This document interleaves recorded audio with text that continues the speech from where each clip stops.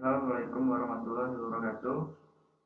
Baiklah, perkenalkan nama saya Okto Wijaya, mahasiswa program studi teknik sipil Fakultas Teknik Universitas Cenderawasih. Jadi di sini saya akan menjelaskan hasil dari analisis sistem drainase jalan Bida RT 09 Kelurahan Tagatingin yang sudah saya lakukan. Latar belakang. Drainase pada hakikatnya adalah suatu saluran atau parit, baik berupa terbuka maupun tertutup, yang dibuat sedemikian rupa sehingga dapat mengumpulkan dan mengalirkan air hujan yang jatuh ke bumi menuju badan air penerima. Sistem drainase yang tidak terencana dengan baik dapat mengakibatkan terjadinya genangan-genangan air, erosi lapisan tanah, dan banjir. Jadi, salah satu daerah yang mengalami masalah tersebut yaitu Kelurahan Tagatingin, khususnya di Jalan Bida RT 09. Permasalahan yang sering terjadi di daerah ini adalah genangan air yang sering terjadi pada saat curah hujan yang tinggi. Untuk mengatasi permasalahan genangan, maka perlu dilakukan kajian guna sehingga ditemukan solusi yang dapat digunakan untuk menangani masalah genangan di daerah ini. Sebelum melakukan penganalisisan, jadi di sini terdapat beberapa teori. Yang pertama, sistem drainase perkotaan. Menurut Suripin 2004, drainase mempunyai arti mengalirkan, menguras, membuang, atau mengalirkan air. Secara umum, drainase dapat diartikan sebagai rangkaian bangunan air yang berfungsi untuk mengurangi dan atau membuang kelebihan air dari suatu kawasan atau lahan sehingga lahan dapat difungsikan secara optimal. 2. Fungsi drainase perkotaan. Pertama, mengeringkan bagian wilayah kota yang permukaan lahannya lebih rendah dari genangan sehingga tidak menimbulkan dampak negatif berupa kerusakan infrastruktur kota dan benda milik masyarakat. Mengalirkan kelebihan air permukaan ke badan air terdekat secepatnya agar tidak membanjiri atau mengenangi kota yang dapat rusak. Selain harta benda masyarakat, juga infrastruktur perkotaan. 3. Mengendalikan sebagian air permukaan akibat hujan yang dapat dimanfaatkan untuk persediaan air. Jenis-jenis drainase. Jenis-jenis drainase dapat dibedakan berdasarkan sejarah terbentuknya, letak bangunan, dan berdasarkan fungsi Gunadarma 1997. Jenis drainase berdasarkan terbentuknya. Pertama, drainase alamiah. Yang kedua, drainase buatan. Setelah itu, jenis drainase berdasarkan letak bangunan. Drainase permukaan tanah. Kedua, drainase bawah permukaan tanah. Yang ketiga, berdasarkan fungsinya. Terdapat dua, satu single purpose, dua multi purpose. Setelah fungsinya, sistem jaringan drainase perkotaan. Menurut Gunadarma 1997, dalam pengertian jaringan drainase, sesuai dengan fungsi dan sistem kerjanya, jenis saluran dapat dibedakan menjadi 1. Interceptor drain adalah saluran yang berfungsi sebagai pencegah terjadinya pembebanan aliran dari suatu daerah terhadap daerah lain di bawahnya.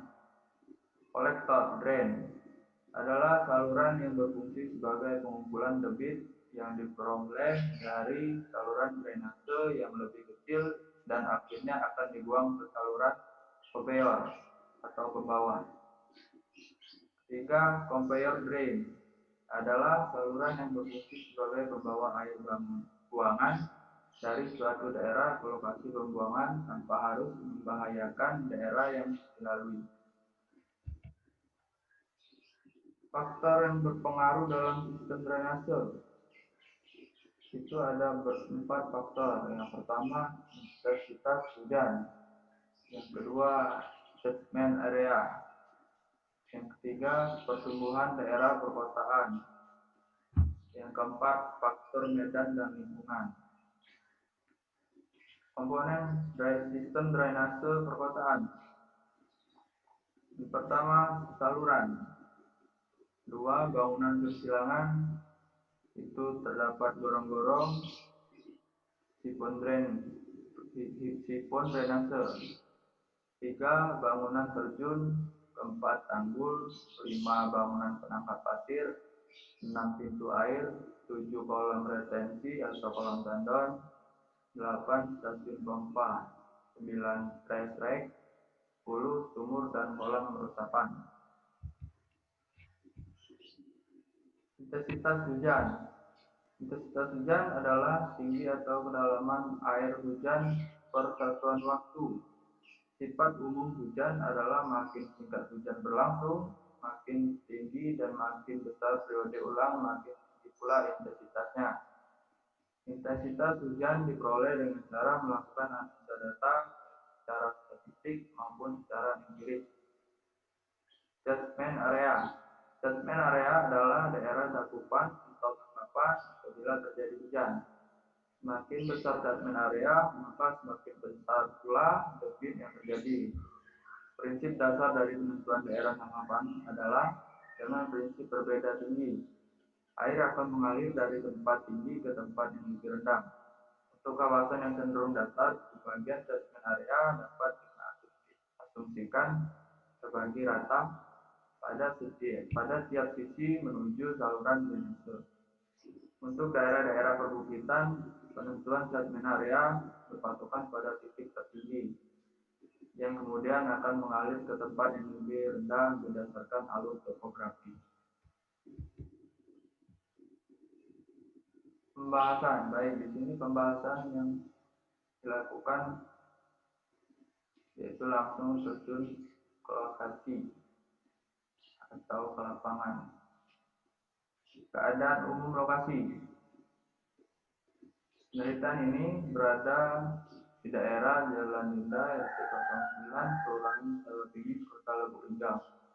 Luas keseluruhan catchment area drainase Jalan Linda, Kota Lubuk Linggau sebesar kurang lebih 2 hektar.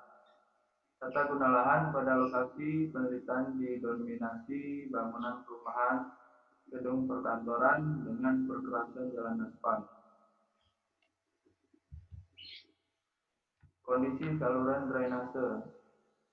Berdasarkan survei di lapangan, kondisi drainase utama di Jalan Linda 9, baik yang alamiah maupun buatan, di bagian tengah daerah memiliki elevasi dasar saluran lebih rendah daripada elevasi dasar hulu, serta saluran drainase yang sudah mulai rusak sehingga drainase tidak bekerja dengan maksimal sesuai dengan fungsinya, serta kurangnya drainase limbah di setiap rumah-rumah warga. Hal ini yang mengakibatkan jika terjadi hujan, air tidak mengalir sampai ke hulu muara, melainkan air meluap dan mengenangkan permukaan jalan. Di sini ada beberapa gambar dari kondisi survei di lapangan. Baik, dari beberapa pembahasan, maka dapat disimpulkan dari kita pengamatan di lapangan. Yang pertama, elevasi tanah dasar saluran drainase hulu lebih rendah dari hilir hingga membuat air meluap dan mengenang ke jalan. Yang kedua, kondisi drainase yang sudah mulai rusak mengakibatkan drainase tidak bekerja dengan sesuai fungsinya. Yang terakhir, ketiga, kurangnya fasilitas drainase di setiap rumah-rumah sehingga air pembuangan kotor rumah tangga mengenangkan jalan. Baiklah, mungkin itu saja yang bisa dapat saya sampaikan. Bila ada kesalahan, saya mohon maaf.